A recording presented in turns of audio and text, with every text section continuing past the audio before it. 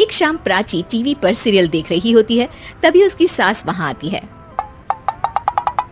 अरे सीरियल में तो ऐसे मग्न है जैसे आज रात का खाना पड़ोसी आकर बनाएंगे।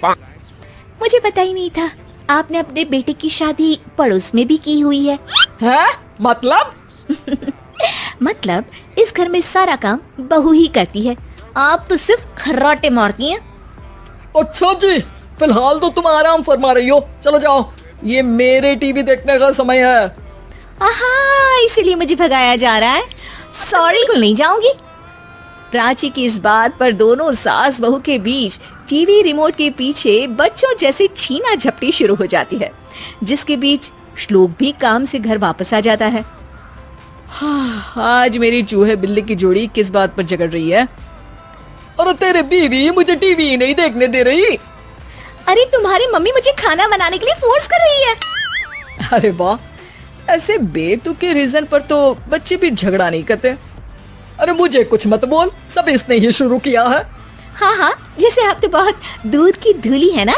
अरे बस दोनों चुप, प्राची जाओ खाने की तैयारी करो, और माँ तुम छोड़ो, क्या बोलूं, शांति से अपना सीरियल देखो, मुझे दोबारा लड़ने की आवाज सुनाई नहीं देनी चाहिए।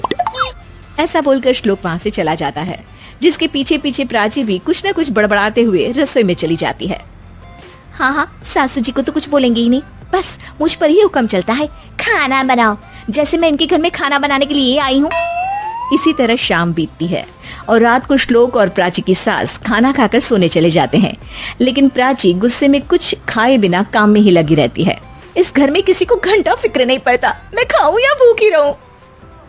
प्राची कुछ देर के लिए रसोई से बाहर जाती है और जैसे ही वापस आती है तो वहाँ दूध का भरा ग्लास देखकर हैरान रह जाती है। फिक्र पूरी है, बस दिखाना नहीं है। प्राची दूध पीकर सोने चली जाती है और अगली सुबह सास बहू का कार्टून नेटवर्क स्टार्ट हो जाता है। ये तुमने ही किया है। अरे अजीब जबरदस्ती है, मैं बोल रही हूँ मैंने कुछ नहीं किया। दोनों ने मिलकर पूरे घर को पागल खाना बनाया हुआ है। यहाँ कोई नॉर्मल इंसान तो रह ही नहीं सकता, इसीलिए अब पड़ोसी क्या रिश्तेदार भी घर आने से कतराते हैं। और सुन बेटे, तू भी चंगा, तेरी माँ भी चंगी, तेरी बीवी भी चंगी, रिश्तेदार।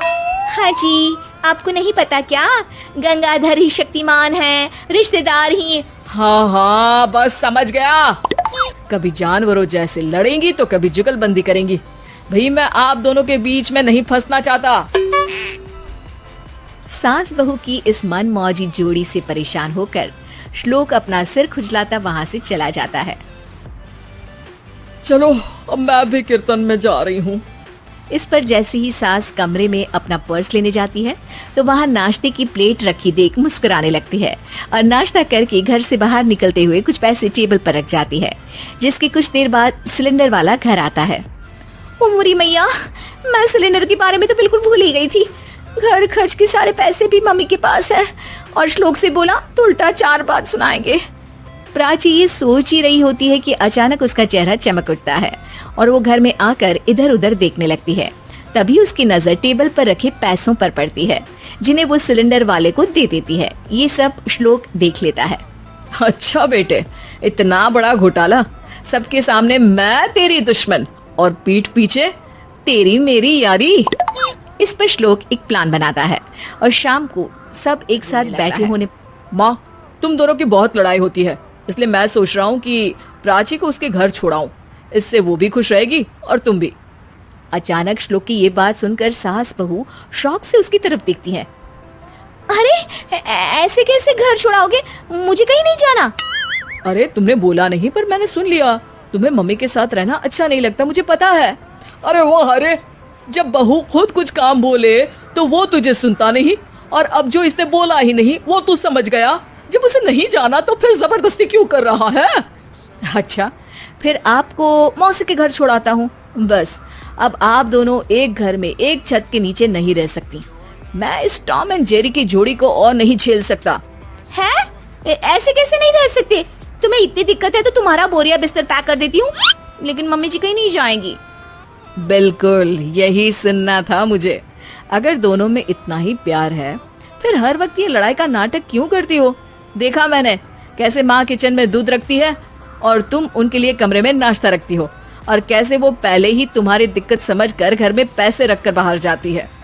अरे भाई, इतना ड्रामा तो डेली सोप में भी नहीं होता जितना तुम दोनों ने इस घर में फैलाया हुआ है।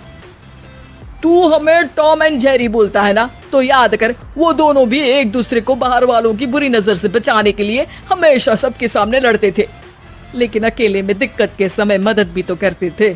बस हमारा रिश्ता भी कुछ ऐसा ही है। और वैसे भी अगर सास बहू में तू मैं नहीं होती तो दुनिया वालों को कहानियां कैसे मिलेंगी?